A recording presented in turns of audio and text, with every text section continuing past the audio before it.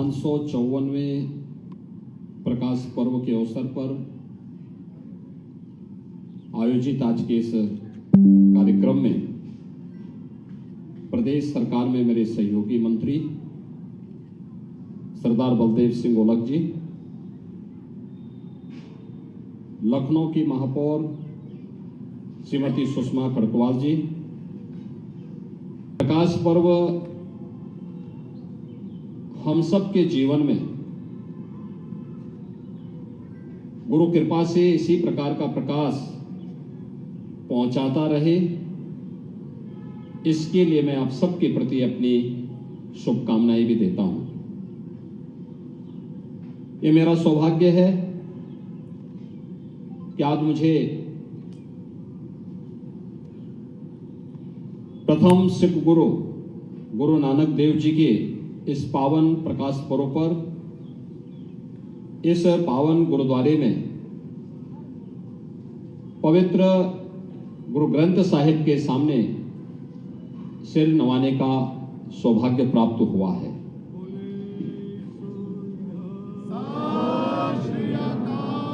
हम सब जानते हैं सिख गुरुओं का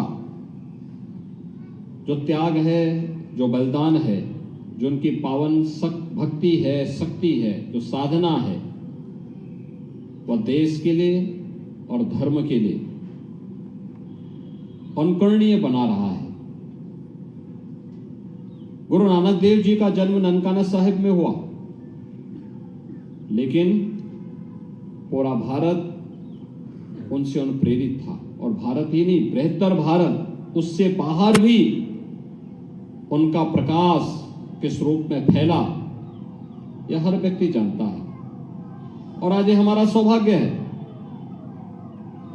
कि करतार साहिब कॉरिडोर के निर्माण के उपरांत हम सब के सामने एक नई प्रेरणा प्रधानमंत्री मोदी जी ने प्रस्तुत की है। ननकाना साहब में जन्म लेने के बाद उन्होंने बचपन से ही, जो कि एक दिव्य गुणों से उत्प्रोत थे, सामान्य गृहस्थी की बजाय उन्होंने साधना में, लोक कल्याण में, साधु सेवा में अपना जीवन समर्पित किया। और उनकी साधना की परिणति थी कि एक और भक्ति के संचार का कार्यक्रम उन्होंने जो प्रारंभ किया, वह सिख गुरुओं की और इस सिख पंथ की स्थापना का माध्यम भी बनता गया। एक पक्ष साधना का है, भक्ति के माध्यम से साधना का पक्ष, और दूसरा पक्ष जो लोक कल्याण के माध्यम से राष्ट्र कल्याण का मार्ग प्रस्तुत करना। आप याद करिए, भक्ति के माध्यम से भी, व्यापक जन जागरण के कार्यक्रम के माध्यम से हम राष्ट्रीय चेतना को जागरूक कर सकते हैं। पूरी निर्भीकता के साथ उस कालखंड में बाबर के अत्याचारों के खिलाफ आवाज बुलंद कर सकते हैं, या गुरु नानक देव जी ने उस कालखंड में करके दिखाया। जाति पाति के बंधनों से हम मुक्त रहें, किसी भी प्रकार की संकीर्णता से मुक्त रह करके हम कार्य कर सकें, यह प्रेरणा भी गुरु नानक देव जी ने उस समय हमें दी। और दिव्य गुणों से उत्प्रोत किस रूप में थे, यह तो हम सबके सामने मक्का की वो घटना भी सामने आती है। जब वे जाते हैं वहां के पवित्र मस्जिद में, जब वह आराम कर रहे होते हैं, और वहां का मौलवी इस बारे में कहता है कि आपने पैर उधर क्यों कर रखे हैं, जहां मदीना की ओर क्यों कर रखे हैं। तो उन्होंने कहा कि भाई मुझे तो बताओ, जहां ईश्वर का अंश नहीं है, मेरे पैर उधर कर दो।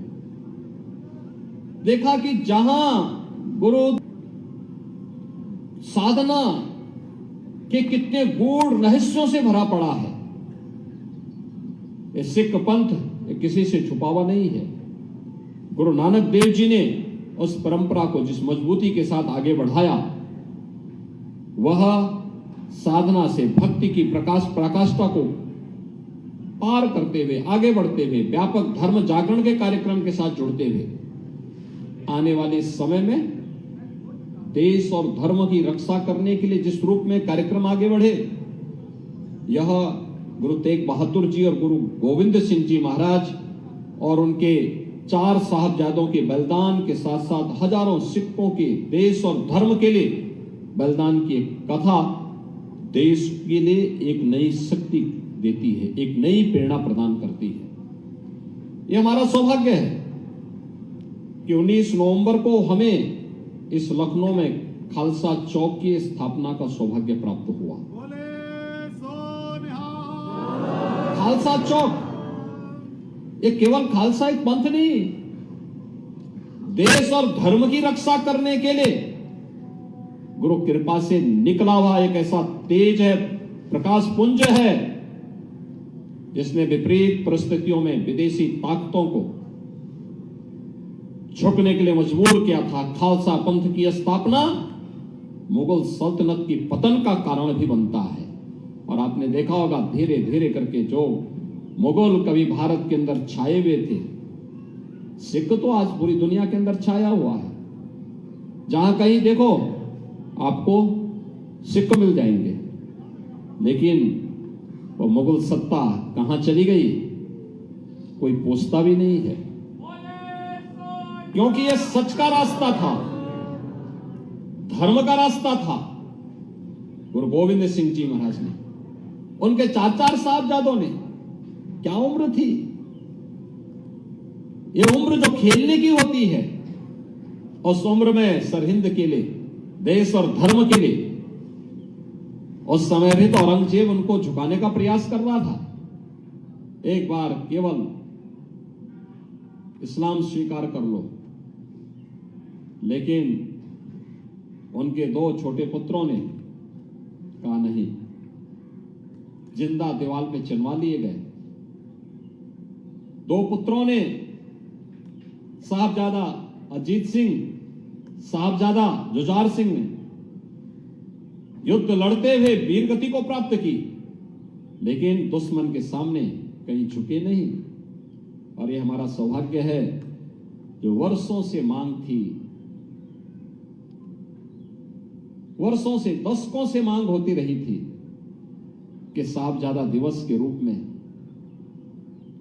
इस दिवस को मनाया जाना चाहिए। प्रधानमंत्री मोदी जी ने 26 दिसंबर की तिथि को साहबजादा बाल दिवस के रूप में मनाने का निर्णय लिया, और हम लोग इस कार्यक्रम को बड़े धूमधाम के साथ मना करके एक नई प्रेरणा प्राप्त करते हैं। भाइयों बहनों, ये प्रेरणा युगों युगों तक आने वाली पीढ़ी के लिए एक नया ऊर्जा का स्रोत बनता है। और ये मेरा सौभाग्य है, गुरु नानक देव जी के 550वें प्रकाश पर्व के कार्यक्रम को, कीर्तन यात्रा का सौभाग्य मुख्यमंत्री आवास में हमें मिला। 2020 और 2021 के साहबजादा दिवस के कार्यक्रम को मुख्यमंत्री आवास में करने का अवसर प्राप्त हुआ, और 2022 में ये राष्ट्रीय स्तर का एक कार्यक्रम बन गया। ये ताकत होती है। सच्चे संकल्प के साथ जब हम आगे बढ़ते हैं, वे संकल्प ऐसे ही पूरे होते हैं। जो लखनऊ से निकली हुई आवाज थी, वो आवाज राष्ट्रव्यापी आवाज बन गई। यह हम लोगों ने अपने इतिहास को, अपनी परंपरा को, अपनी विरासत को, अपनी गुरु परंपरा के प्रति कृतज्ञता ज्ञापित की है। इतिहास केवल खालसा पंथ के लिए गुरुओं का बलिदान नहीं था, ये बलिदान हिंदुस्तान को बचाने के लिए था, देश और धर्म को बचाने के लिए था। उस कालखंड में जब बड़े बड़े राजे महाराजे और मुगल सत्ताओं के सामने झुक करके अधीनता स्वीकार कर रहे थे, तब सिख गुरु अपने दम पर, अपने बल पर देश और धर्म की रक्षा कर रहे थे। जिस देश में और जिस परंपरा में इस प्रकार का जुझारूपन हो, उसको दुनिया की कोई ताकत झुका नहीं सकती है। और आज के इस अवसर पर गुरु नानक देव जी का एक प्रकाश पर्व जो 554वां प्रकाश पर्व है, ये हम सब के लिए एक नई प्रेरणा है, एक नया प्रकाश है। और मैं आज आप सबको इस बात के लिए आश्वस्त करने के लिए ही आया हूं कि हम सब मिलकर के अपने इतिहास से प्रेरणा लें। इतिहास के उन क्रूर और काले क्षणों से भी हम कुछ प्रेरणा लें, जिन्होंने अत्याचार और बर्बरता की सारी पराकाष्ठा को पूरा कर दिया था। किस प्रकार से अत्याचार हुए थे, किस प्रकार की निर्ममता ढाई गई थी, लेकिन उन सब से मुक्त रहते हुए आज हम सब एक स्वतंत्र भारत में जिस पूरी मजबूती के साथ रह करके अपने देश के लिए कार्य कर रहे हैं, ये गुरुओं के प्रति, सिख गुरुओं के प्रति हम सब की एक विनम्र श्रद्धांजलि भी है, क्योंकि उनकी कृपा से, उनके त्याग और बलिदान से जो नींव पड़ी, वह हम सबको चुनौतियों से जूझने के लिए निरंतर प्रेरित करती रही, आगे बढ़ाती रही। आज उसी का परिणाम है कि हम सब पूरी मजबूती के साथ कार्य कर रहे हैं। भाइयों बहनों, गुरु नानक देव जी के द्वारा रखी गई इस नींव को और मजबूती प्रदान करना हर सिख का और हर भारतीय का दायित्व है। हम निरंतर इस पर कार्य करें, जो भी उनकी शिक्षाएं हैं उसका अंतःकरण से पालन करें, तभी हमारी प्रगति होगी, इसी में राष्ट्र की समृद्धि भी होगी। और आज के इस अवसर पर इसी प्रेरणा को ग्रहण करने के लिए मैं आसियाना गुरुद्वारे में आया हूं। मैं एक बार फिर से आप सबको कोटि कोटि बधाई देता हूं, प्रकाश पर्व की अपनी शुभकामनाएं देता हूं और विश्वास व्यक्त करता हूं कि गुरु नानक देव जी की भक्ति और उनकी साधना हम सब की शक्ति का, राष्ट्र की समृद्धि का कारण बनेगा। आप सबके प्रति मेरी शुभकामनाएं। बोले सो निहाल।